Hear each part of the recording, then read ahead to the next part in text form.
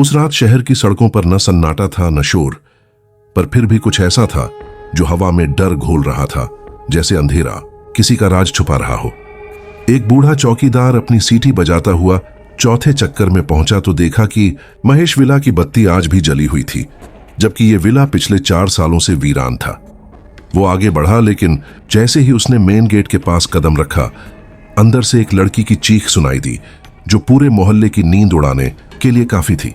Police आई, लेकिन gate अंदर से बंद था और ताले पर धूल की मोटी परत थी, जैसे सालों से किसी ने छुआ तक न हो। दरवाजा तोड़ा गया, पर अंदर का दृश्य वो था जिसे देखकर एक सीनियर अफसर भी अपने घुटनों पर बैठ गया। दीवार पर खून से लिखा था, मैं वापस आया हूं।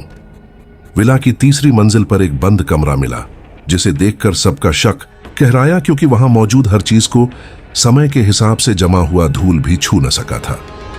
कमरे के बीचों बीच एक पुरानी डायरी मिली, जिस पर खून के छींटे और जले हुए किनारे थे, जैसे किसी ने उसे जलाने की कोशिश की हो लेकिन रोक दिया गया हो। डायरी की पहली लाइन पढ़ते ही इंस्पेक्टर रोहित के चेहरे का रंग उड़ गया। जिसने मेरी बहन को छुआ वो जिंदा नहीं रहेगा।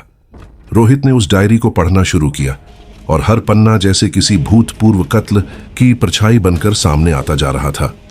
डायरी में किसी राहुल नाम के लड़के का जिक्र था, जो 4 साल पहले उसी विला से अचानक लापता हो गया था और केस कभी सुलझ नहीं सका। लेकिन डायरी के अनुसार राहुल की बहन ने खुद माना था कि उसके भाई का कत्ल उसके ही दोस्तों ने किया था, और सबूत उसी घर में छुपे हैं।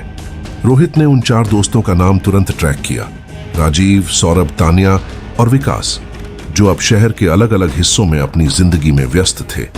पर अगले ही दिन शहर की एक बिल्डिंग से सौरभ की लाश मिली, जिसकी आंखों में डर और होठों पर खून जमा था, जैसे मरने से पहले उसने कुछ अनदेखा देखा हो। सीसीटीवी में जो दिखा उसने केस को पलट दिया। सौरभ की बिल्डिंग के लिफ्ट में एक लड़की थी, जिसके पांव जमीन से ऊपर थे और चेहरा धुंध से ढका हुआ। ये वही लड़की थी जिसकी तस्वीर डायरी के बीचों बीच चिपकी थी। राहुल की बहन अदिति, जो 4 साल पहले आत्महत्या कर चुकी थी।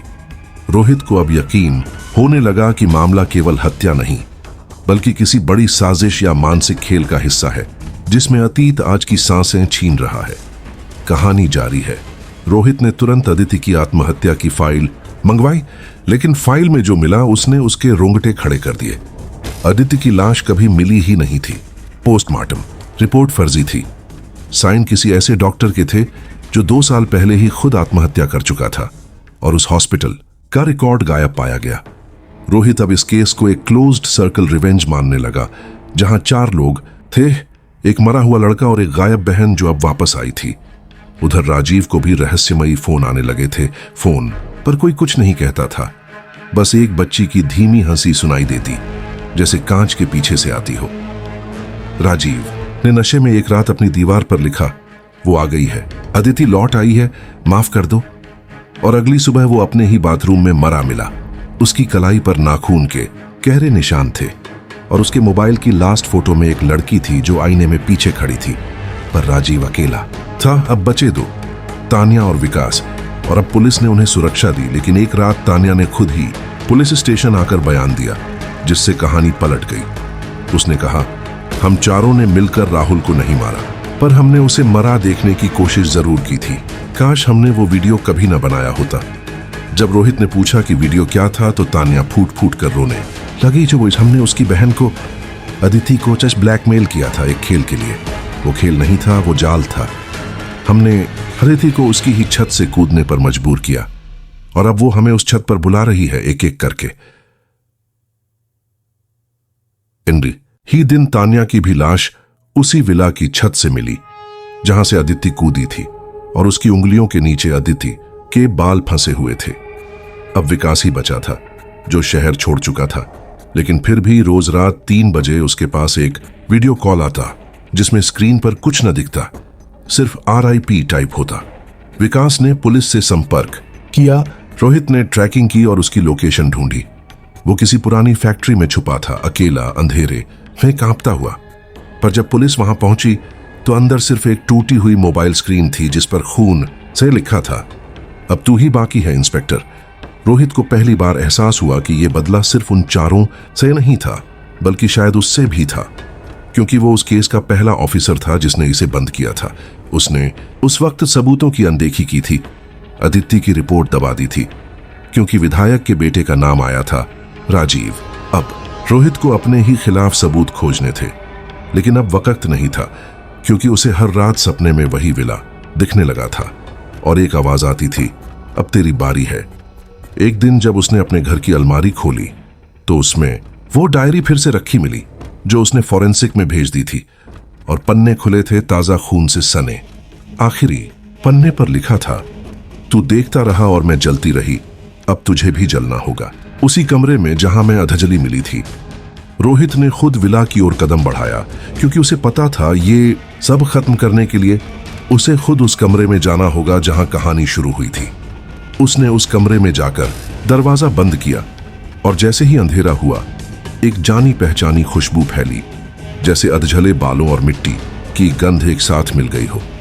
एक साया उसके सामने बना और बोला, अगर तुझे इंसाफ चाहिए तो सच कबूल कर सबके सामने, वरना तू भी उन्हीं की तरह एक नाम बनकर दीवार पर रह जाएगा। और तब पहली बार रोहित ने कैमरे का फेस ऑन किया, लाइव वीडियो कॉल शुरू किया और सबके सामने बोला, मैं गुनहगार हूं, मैंने केस दबाया, अदिति को मारा नहीं पर मरने दिया।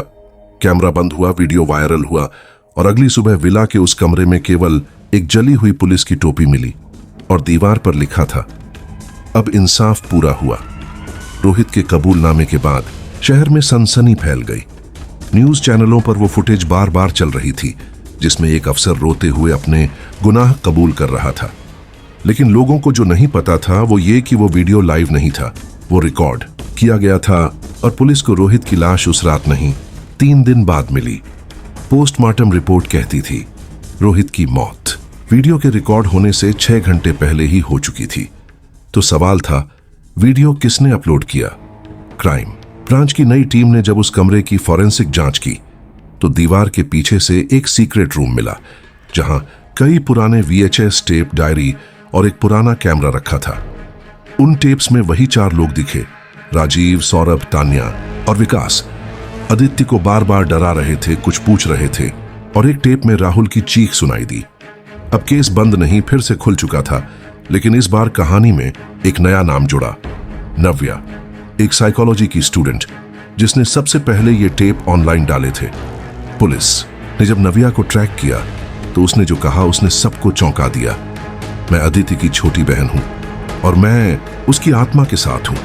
उसने बताया कि अदिति की आत्मा उसके सपनों में आती थी और हर रात एक नई गवाही देती थी, एक नया राज खोलती थी, जैसे वो किसी अधूरी कहानी को खत्म करना चाहती हो।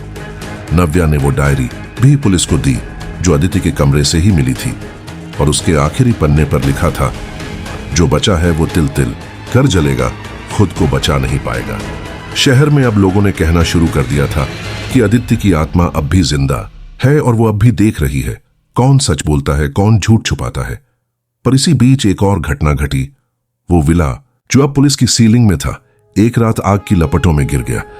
फायर ब्रिगेड आई, आग बुझी, लेकिन अंदर कुछ नहीं बचा सिवाय एक कोने में जलने से बची एक तस्वीर के, अदिति और नव्या की बचपन की फोटो। नव्या गायब हो चुकी थी।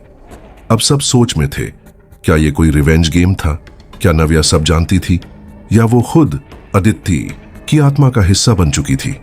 क्राइम ब्रांच की फाइल में अब भी एक आखिरी लाइन लिखी हुई थी, केस बंद नहीं हुआ, अभी कोई जिंदा है जो सब देख रहा है। और उसी रात एक नया वीडियो वायरल हुआ जिसमें एक धुंधली आवाज सुनाई दी, अभी तो सबका हिसाब बाकी है, जो चुप थे अब वो भी जलेंगे, क्योंकि मैं अंधेरा नहीं, सच हूं, और सच कभी मरता नहीं।